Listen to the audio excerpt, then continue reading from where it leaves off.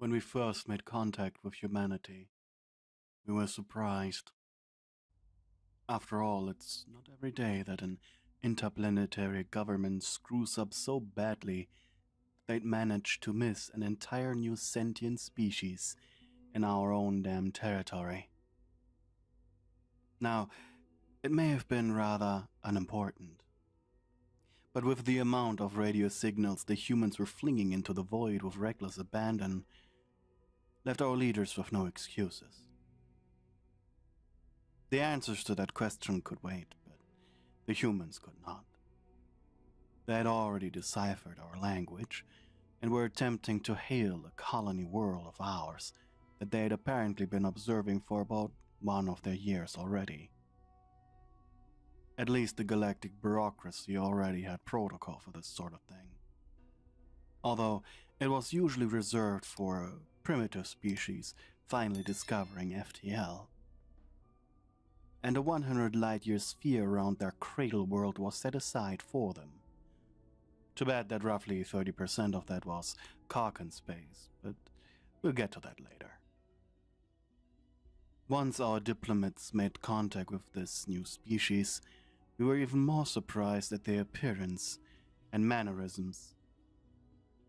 For you see, Earth happened to be on the very upper limit of the gravitational spectrum that had been theorized for planets able to develop spacefaring life. Indeed, if their gravity had been any higher, then it would have been impossible for their early spaceflight attempts to reach orbit, and they would have most likely given up like we'd seen several other species do, unless they were uplifted, but it was rare that any race would take on the responsibility of uplifting such a species. Allow me to further explain for those of you who have not had the pleasure of meeting with a human. Most high-gravity sapient species are about half the size of humans, at the largest, and use their intelligence and large numbers to solve problems as a group and compete with larger predator species. Now, that's not to say the humans were large, far from it. In fact, as the humans' average height, about 2 of their meters, is just under half of the galactic average height. As such, the humans were rather strong compared to even other high-gravity sapiens, and monstrously so, compared to the average galactic species. Furthermore, the humans were rather ungraceful in their movements.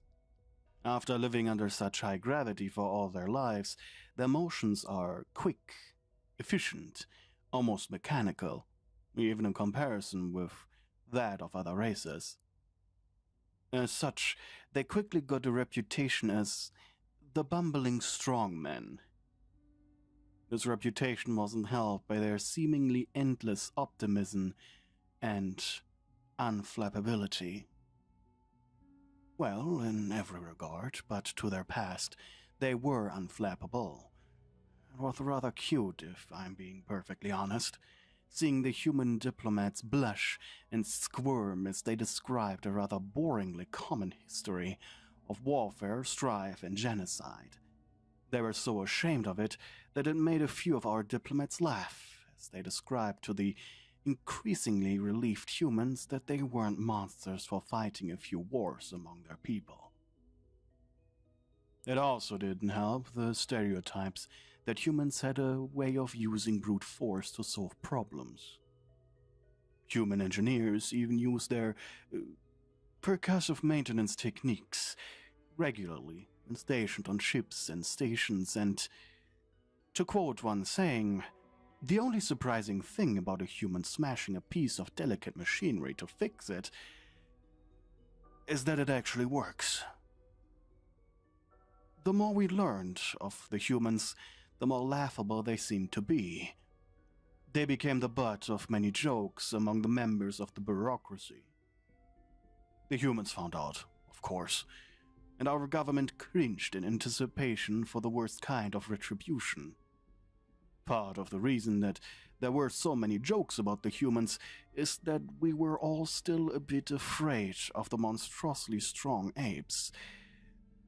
But the humans, to borrow one of their expressions, the humans didn't give a fuck.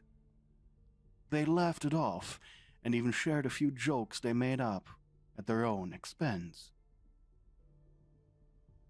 Although this experience helped to assuage many of the fears that the species of the bureaucracy had about the humans. Several new jokes were made about them, I assure you, in good faith. One of them being that if a species tried to invade human space, then they'd give up their cradle world without a fight. And for the next couple of years, the humans were contently expanding within their area of buffer space, setting up mining stations, colonies, and trade deals left and right. The humans were natural-born laborers, as it turned out. Galactic average intelligence, which, to give the humans credit, was nothing to scoff at, combined with their monstrous strength and seemingly endless energy reserves, meant that they could churn out resources and consumer products like no other species we'd ever seen. It was beginning to look like the start of an economic golden age for humanity, and everyone was happy for them, especially because of the high quality of the goods that they produced. It was too bad that their largest trade deal fell through. The humans, rather early on in establishing interspecies trade, signed a ludicrously profitable trade deal with the Sarks, Stellar Gospel, a highly religious avian species that has been attempting to peacefully convert the rest of the galactic neighbors without success. The trade deal was the backbone of the human economy and provided them with the resources they needed to begin production of goods on a scale never seen before by human commerce. Which made what happened next, as I said previously, a tragedy. One of the human leaders was caught by some rim system tabloid rag calling the Sarks the Jehovah's Witness of the galaxy, and that he was rather annoyed sometimes with their ever-present evangelism, even though they made excellent trade partners. The article made its way to the purview of the Sark's High Speaker, and, outraged at the comments, she declared that all Sarks trade with such a godless and unthankful species would end immediately. She also immediately contacted her diplomats in the bureaucracy and had them put forth a trade embargo. When said trade embargo was put forth, to be signed by any other species wishing to also embargo the humans, we all expected them to be outraged, as this would surely set the economy into a downward spiral for years. But, as before, the humans didn't give a fuck. To be fair, the humans were rather affected. They just didn't seem to mind too much. They even flat out apologized for the rudeness of their leader, whose statement outraged the Sarks. The economy was reliant on their trade deal, and it took about 2 decades to fully recover, even though only one other species signed the embargo. The ever-isolationist, fuck off, you Xeno scum don't deserve to know the name of our species or its glorious empire. Yes, that is literally the name of their empire in our database. Yes, they make us say the entire damn thing before they will acknowledge us. No, we're not sure why they still come into the meetings of the bureaucracy either. And they had embargoes on every other empire already, so this was likely a convenient opportunity for them to embargo the new race. Humanity's trouble with the rest of the galaxy did not end, however. While they were in the final stages of rebuilding their economy, they managed to finally be noticed by the Kaken Infinite Armada, whom they shared a border with. It was inevitable that the Kakens found out about them, despite the efforts of the other members of the bureaucracy to keep their species off the Kaken's radar. For those of you that are not in the know, the Kaken Infinite Armada was a heavily militarized nation that had been terrorizing the galaxy for the past centuries. They were not a part of the galactic bureaucracy and were also thankfully not genocidal or heavily focused on expansion.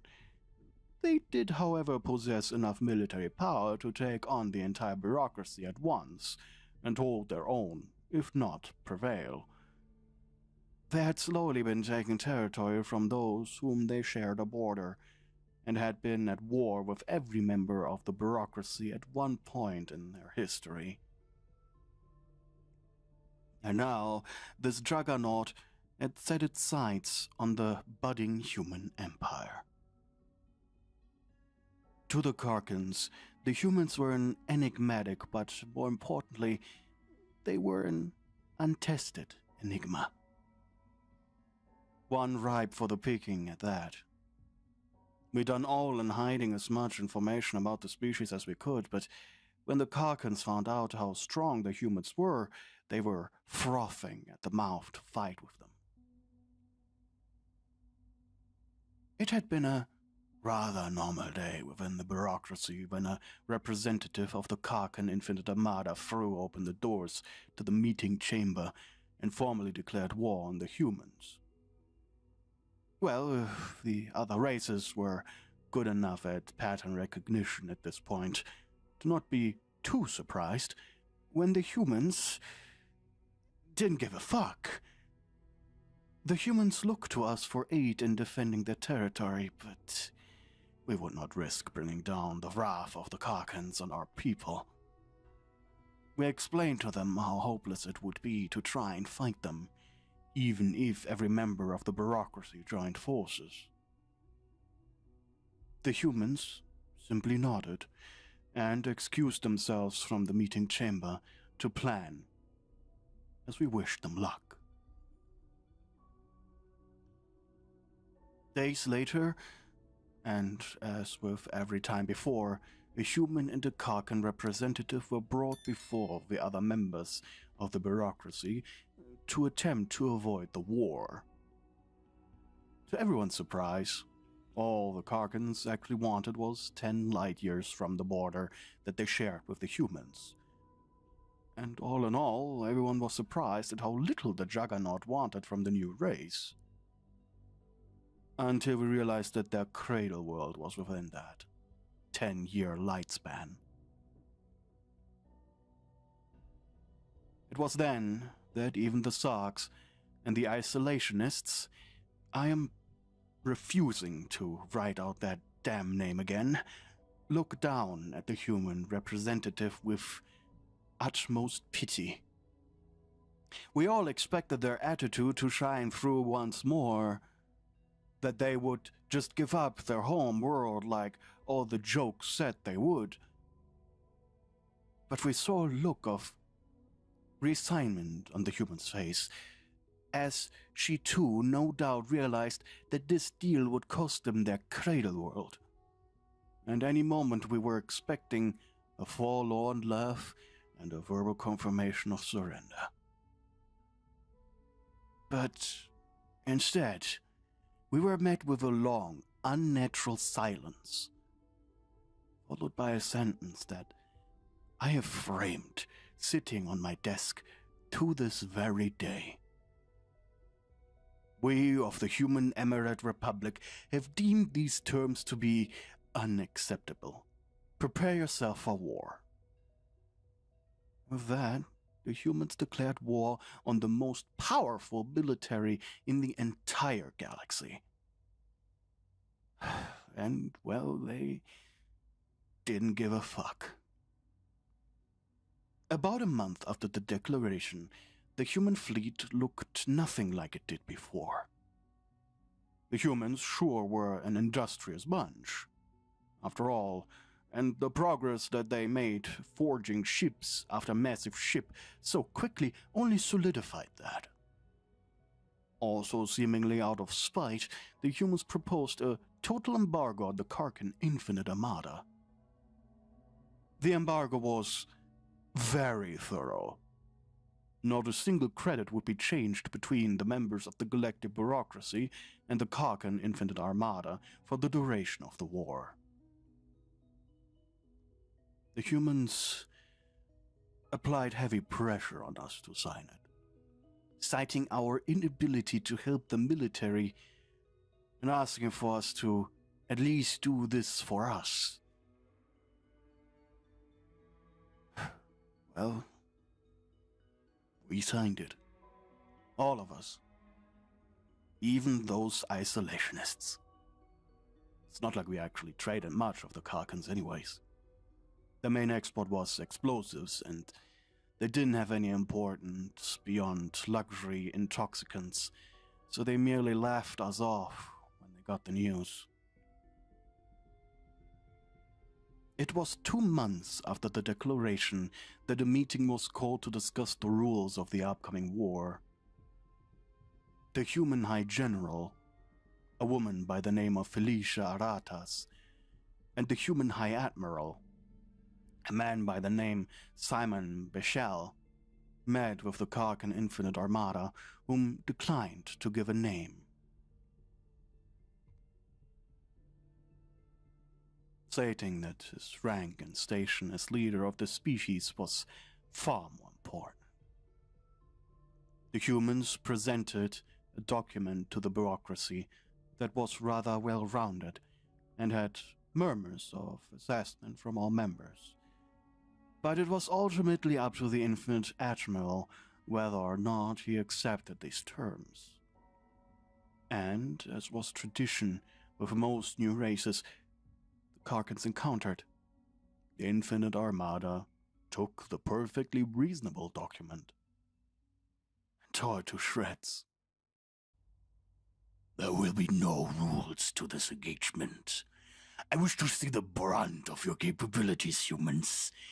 I will come at you with claws, unblunted by a concept so meaningless as rules of war, and I expect you to do the same.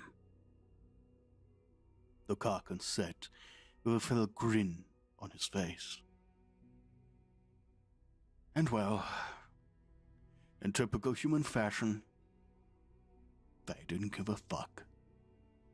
They looked at each other, nodded, and said, "Very well then," before turning and taking their leave.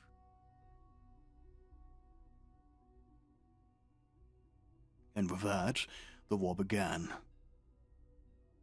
And the humans were losing badly. Their fleet gave light year after light year, but those massive ships that the humans had been constructing, they were nowhere to be seen. We believed them to be guarding the colonies from surprise attacks.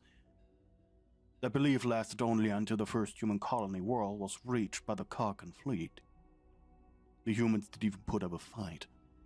There wasn't a single military ship in the system.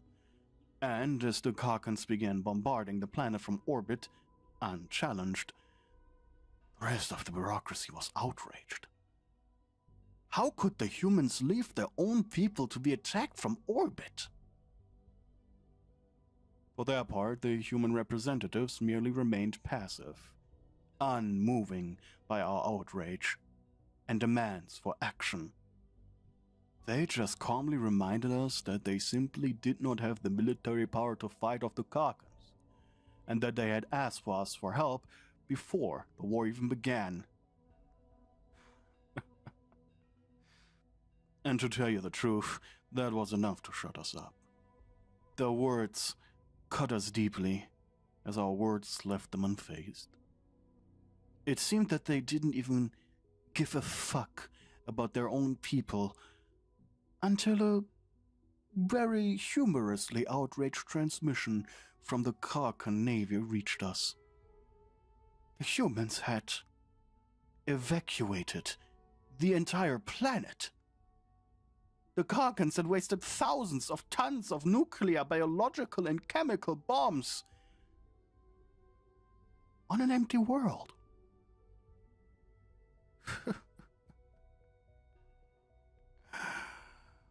Shortly thereafter, another even more outraged transmission from the Karkans reached us.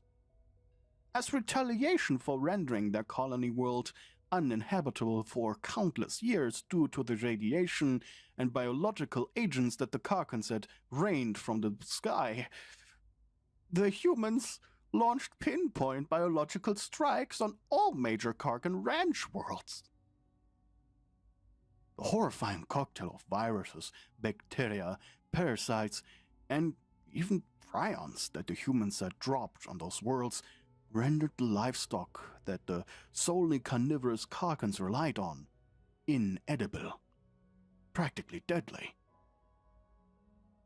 In that single operation, the Karkans had lost over 90% of their food production.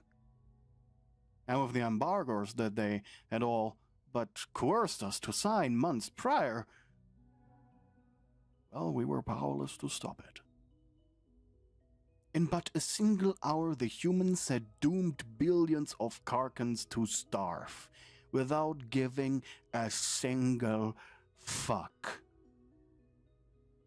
The human representatives merely smiled with the grim satisfaction of a successful mission when they heard the outraged cries of the Infinite Armada and the Infinite Admiral.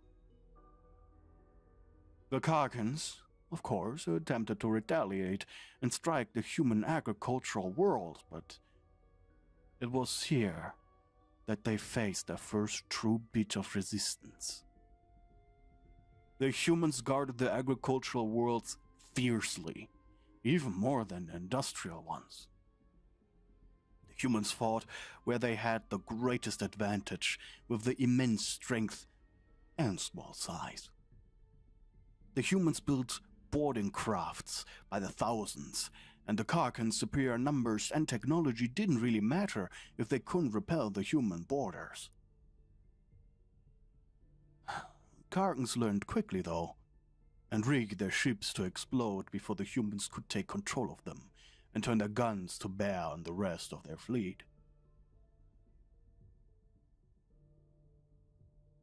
It took months, and thousands of human and Karkan ships and lives.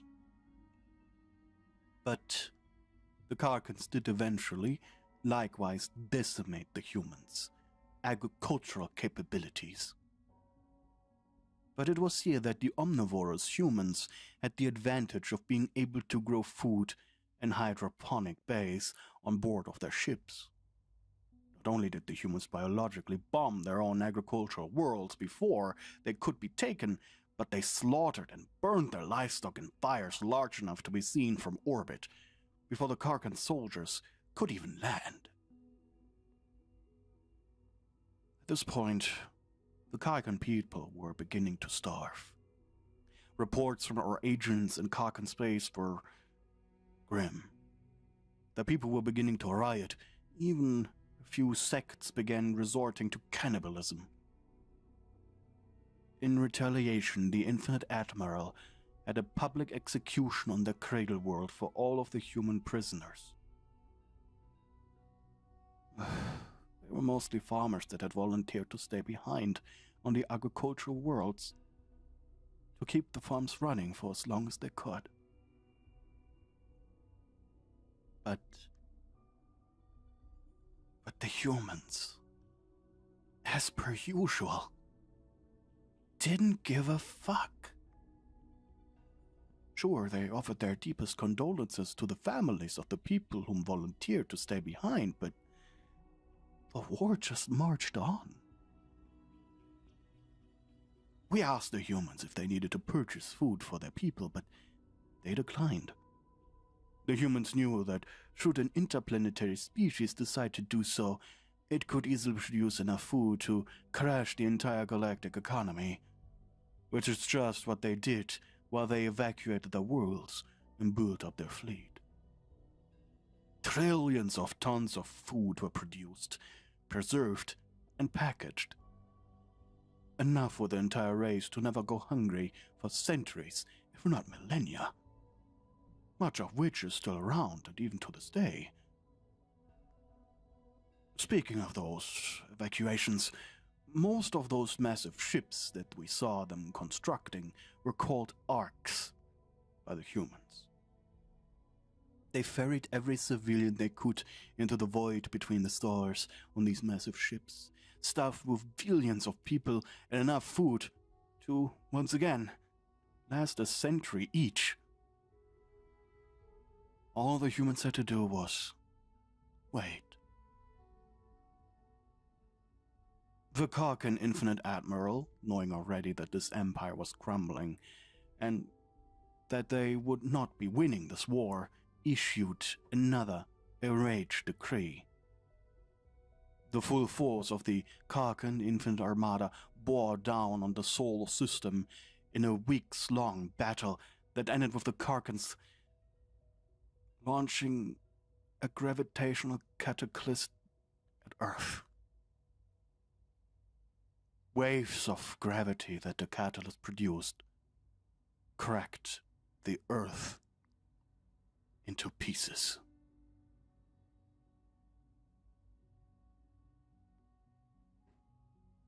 Once the news of Earth's destruction found its way to the floor of the bureaucracy, we were shocked as we witnessed, for the first time since first contact, the humans gave a fuck. To say that it was unnerving was an understatement.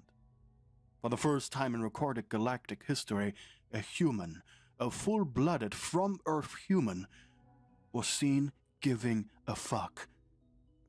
However, they were not outraged as we thought. As they should be. No. They didn't call for blood, or crowd and rage, for genocide. They were depressed. They wept for the loss of their cradle world. Loss that would take centuries to recover from.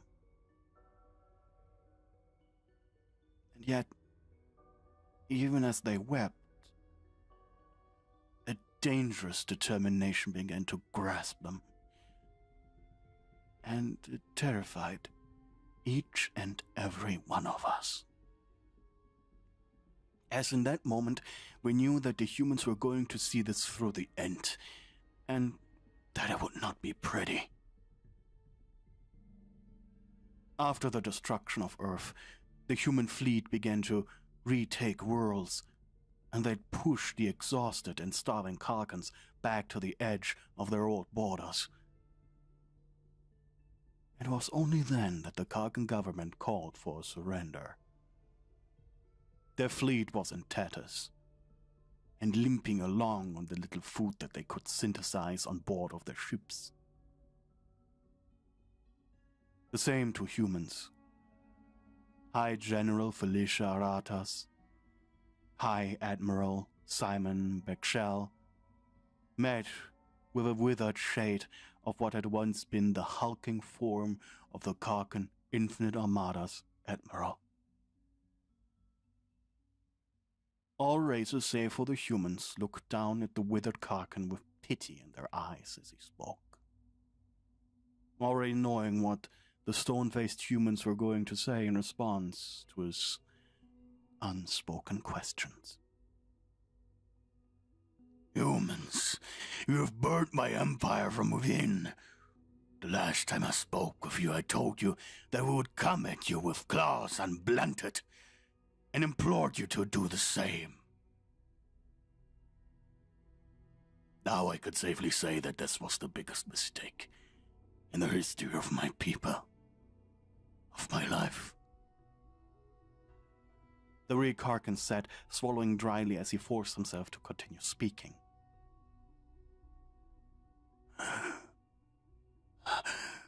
And now that you've pushed us back to the border of our defeat, is a foregone conclusion.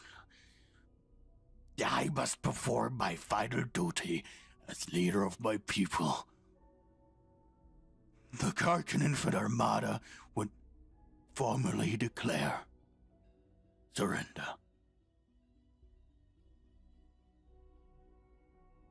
The tired admiral said, the defeat evident in his eyes as he took off his ceremonial blade and offered it to the leaders of humanity. Please. I know that we do not deserve it for what we have done to your cradle, but I cannot stand to see any more of my people die. Please, I beg of you, show them mercy.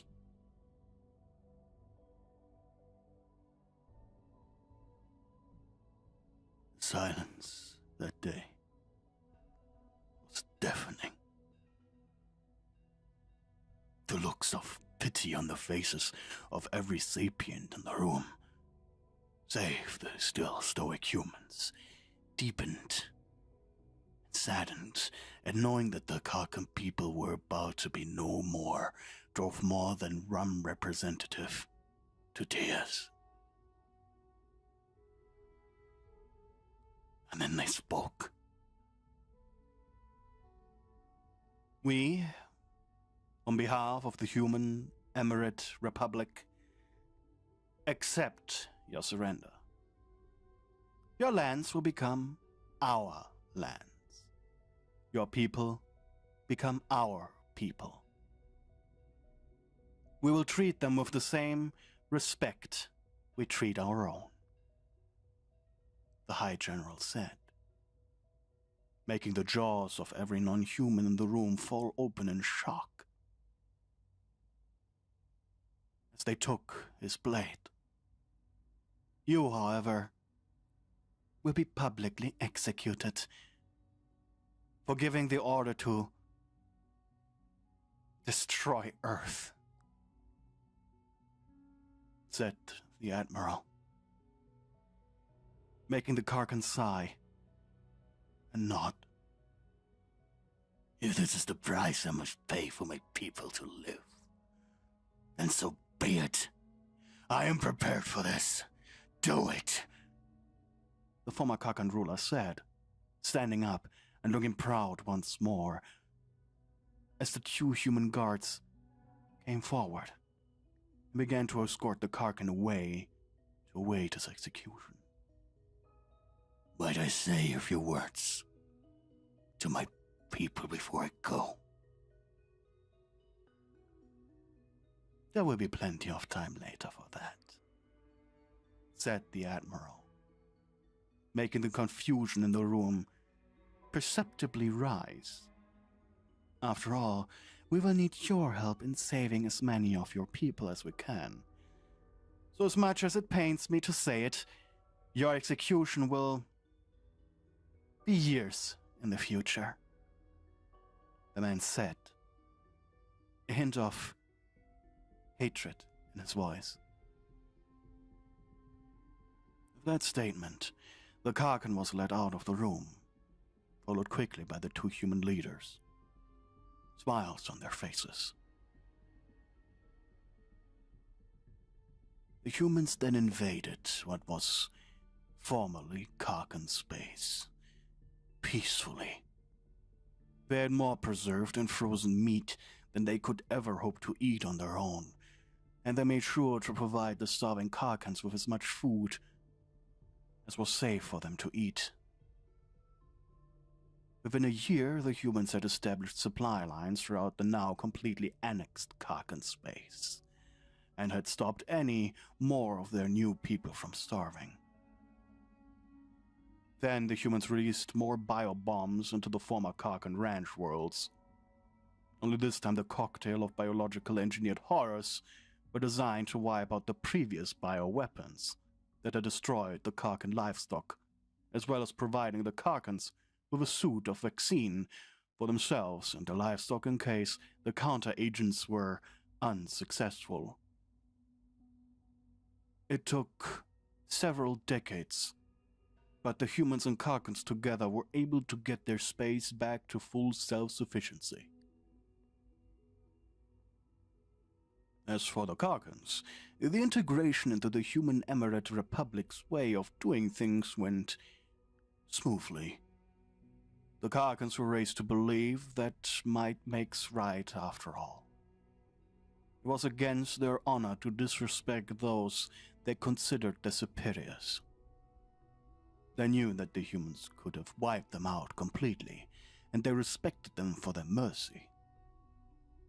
It also didn't hurt that the Karkans didn't have a concept of sports beyond public duels, which, now non-lethal, make for a wonderful evening. And the various human sports offered the Karkans the perfect outlet for their warlike nature. Plus the fact that their former ruler was at their side and was telling his people to trust the humans. That didn't hurt either. Speaking of the former Infinite Admiral, he was granted a permanent stay of execution after human citizens everywhere threatened to riot. The humans actually decided to spare the life of the being that was responsible for the complete and irreversible destruction of their cradle world. It wasn't even surprising at this point. Once they finished rebuilding the territory, the humans quickly filled the power void that the Karkans had left behind, using the resources and technology of the dismantled Karkan government to quickly rebuild a grand fleet manned by both Karkans and humans alike, as well as begin an economic golden age that continues to this very day.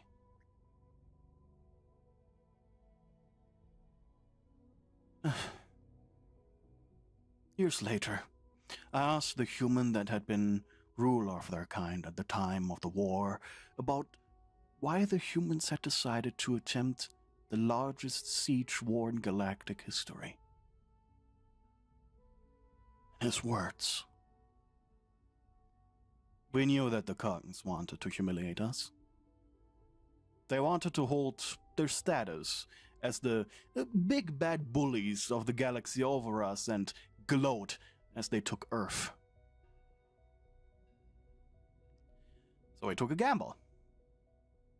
We gambled that the Karkans were producing only the bare minimum amount of food needed to feed their people. As in the case with the isolationists, we gambled that the Karkans were producing only the bare minimum amount of food needed to feed their people, as is the case with the isolationists. They don't export anything but explosives, so there's no need to produce too much more food than their public needed. He said this with the same deadpan attitude that you or I would discuss what unremarkable thing we had for breakfast. I then asked him about this time I'd ever seen a human give a fuck. I asked about Earth. He sighed for a moment and took a drink of this stuff they call wine. We were prepared for losses, but I'm sure I don't have to tell you how much a species' first world means to them. He said, his voice shallow and sad. He sighed once more, and as though he were talking about the concession in a business contract, had the gall to tell me that it was an acceptable loss. I couldn't help myself. Here I was thinking that I actually had seen those humans give a fuck, but in reality it was merely them coming to terms with what they believed was an inevitability.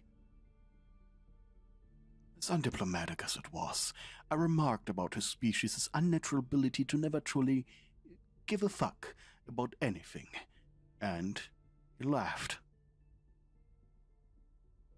It was then that I learned of this peculiar creature that the humans called honey badger. And then everything made sense. The humans knew that they couldn't beat the Karkans in a straight-up fight. Nobody could have. The military might was a match for the intergalactic bureaucracy put together. But they didn't need to fight fair. No.